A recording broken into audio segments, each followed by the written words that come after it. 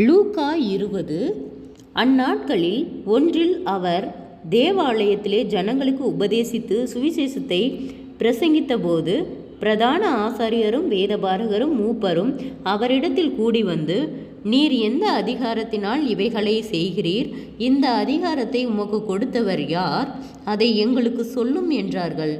அவர்களுக்கு அவர் பிரதியுத்தரமாக, நானும் உங்களிடத்தில் ஒரு காரியத்தை கேட்கிறேன், அதை எனக்கு சொல்லுங்கள்.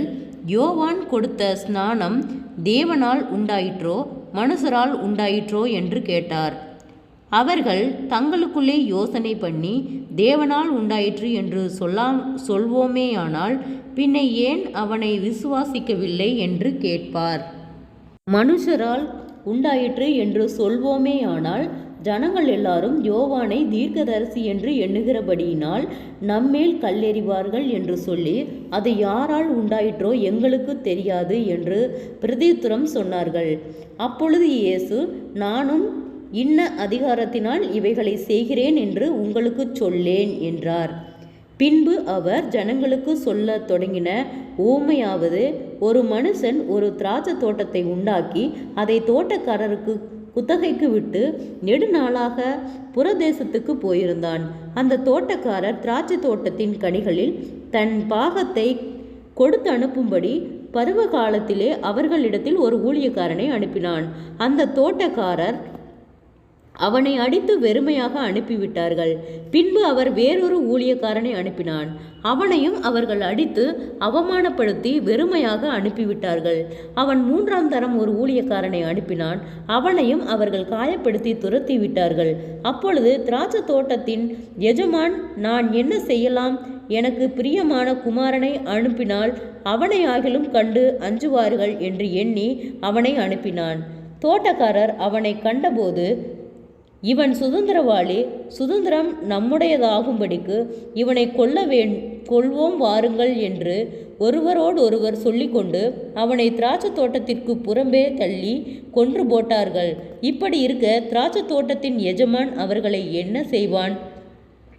அவன் வந்து அந்த தோட்டக்காரரை சங்கரித்து திராட்சை தோட்டத்தை வேறு தோட்டக்காரரிடத்தில் கொடுப்பான் அல்லவா என்றார். அவர்கள் அதை கேட்டு, அப்படியாகாதிருப்பதாக என்றார்கள்.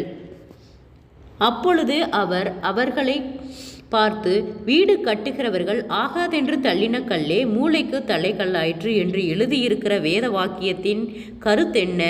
அந்த கல்லின் மேல் விழுகிறவன் எவனோ அவன் நொறுங்கி போவான். அது எவன் மேல் விழுமோ அவனை நசுக்கி போடும் என்றார். பிரதான ஆசாரியரும் வேதபாரகரும் தங்களை குறித்து இந்த ஊமையை சொன்னார் என்று அறிந்து அந்நேரத்திலே அவரை பிடிக்க வகை தேடியும் ஜனங்களுக்கு பயந்திருந்தார்கள். அவர்கள் சமயம் பார்த்து தேசாதிபதியின் ஆளுகைக்கும் அதிகாரத்துக்கும் அவரை ஒப்பு கொடுக்கும்படி அவருடைய பேச்சிலே குற்றம் கண்டுபிடிக்க வேண்டுமென்று தங்களை உண்மையுள்ளவர்களாய் காண்பிக்கிற வேவுகாரரை அவரிடத்தில் அனுப்பினார்கள். அவர்கள் வந்து, போதகரே, நீர் நிதானமாய் பேசி உபதேசிக்கிறீர் என்றும் முகதாட்சணியமில்லாமல் தேவனுடைய மார்க்கத்தை சத்தியமாய் போதிக்கிறீர் என்றும் அறிந்திருக்கிறோம். ராயனுக்கு வரி கொடுக்கிறது நியாயமோ அல்லவோ எங்களுக்கு சொல்லும் என்று கேட்டார்கள். அவர்களுடைய தந்திரத்தை அவர் அறிந்து, நீங்கள் என்னை ஏன் சோதிக்கிறீர்கள்? ஒரு பணத்தை எனக்கு காண்பியுங்கள், இதில் இருக்கிற சொரூபமும் மேலெழுத்தும் யாருடையது என்று கேட்டார். அதற்கு அவர்கள் ராயனுடையது என்றார்கள். அதற்கு அவர், அப்படியானால் ராயனுடையதை ராயனுக்கும் தேவனுடையதை தேவனுக்கும் செலுத்துங்கள் என்றார். அவர்கள் அவரை ஜனங்களுக்கு முன்பாக பேச்சிலே குற்றம் கண்டுபிடிக்க கூடாமல் அவர் சொன்ன உத்தரவை குறித்து ஆச்சரியப்பட்டு மௌனமாய் இருந்தார்கள். செபம். கிருபையை நேசிக்கிறதா நல்ல தகப்பனே, ஆசீர்வாதமான வேலைக்காய் நன்றி செலுத்துகிறோம்.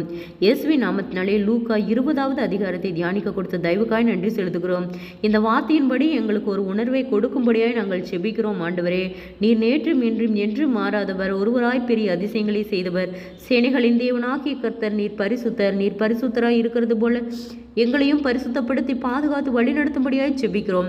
இயேசுவின் நாமத்தினாலே ஒவ்வொருவரும் கையிட்டு செய்கிற வேலைகள், போகிற வருகிற பிரயாணங்கள், அவர்களுடைய தேவைகள் யாவையும் கர்த்தர் சந்திக்கும்படியாய் செபிக்கிறோம். ஆண்டவரே, பலவீனத்தோடு இருக்கிற ஒவ்வொருவரையும் கருத்தில் ஒப்பு கொடுக்கிறோம்.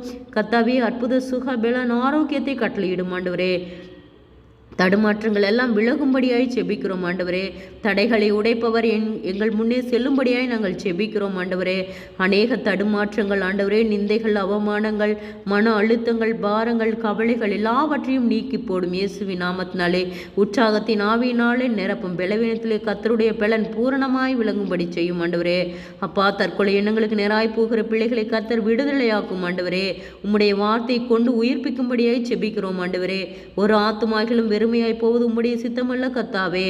அநேக போராட்டங்கள், ஆண்டவரே, தந்திரம் போல் செயல்படுகிற பொல்லாத அந்தகார கிரியைகள், ஆண்டவரே, பொல்லாத ஆவியின் கிரியைகள் இயேசுவின் நாமத்தில் செயலிழக்கப்படும்படியாய் செபிக்கிறோம். ஆண்டவரே, எல்லா நிந்தைகளுக்கும் அவமானங்களுக்கும் பிள்ளைகளை நீர் விலக்கி பாதுகாத்துக் கொள்ளும். ஆண்டவரே, எந்த இடத்திலும் பிள்ளைகள் வெட்கப்பட்டு போகாதபடிக்கு கர்த்தருடைய கரம் அவர்களோடு கூட இருந்து அவர்களை பாதுகாத்து வழிநடத்தும்படியாய் செபிக்கிறோம். ஆண்டவரே, ஆபத்திலே என்னை நோக்கி கூப்பிடு, நான் உன்னை விடுவிப்பேன், நீ என்னை மகிமைப்படுத்துவாய் என்று சொன்ன வார்த்தையின்படியாக கர்த்தாவே, எல்லா ஆபத்துகளுக்கும் விபத்துகளுக்கும் நீர் விலக்கி பாதுகாக்கும்படியாய் செபிக்கிறோம். ஆண்டவரே, அநேக போராட்டங்கள், பொல்லாத ஆவியின் கிரியைகள், தடுமாற்றங்களை கொடுக்கிற பொல்லாத கிரியைகள் இயேசுவின் நாமத்தில் விலகும்படியாய் செபிக்கிறோம். ஆண்டவரே, என் சமூகம் உனக்கு முன்பாக செல்லும் என்று சொன்ன வார்த்தையின்படியாக கர்த்தாவே, எங்களுக்கு நீர் பாதுகாப்பின் தேவன் எங்களோடு கூட இருந்து உம்முடைய கரம் எங்களை பாதுகாத்து வழி நடத்தும்படியாய் செபிக்கிறோம். ஆண்டவரே, தேவைகள் யாவையும் சந்தியும்.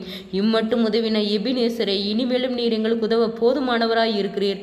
வீண் செலவுகளுக்கு விலைக்கு பாதுகாத்து கொள்ளும்.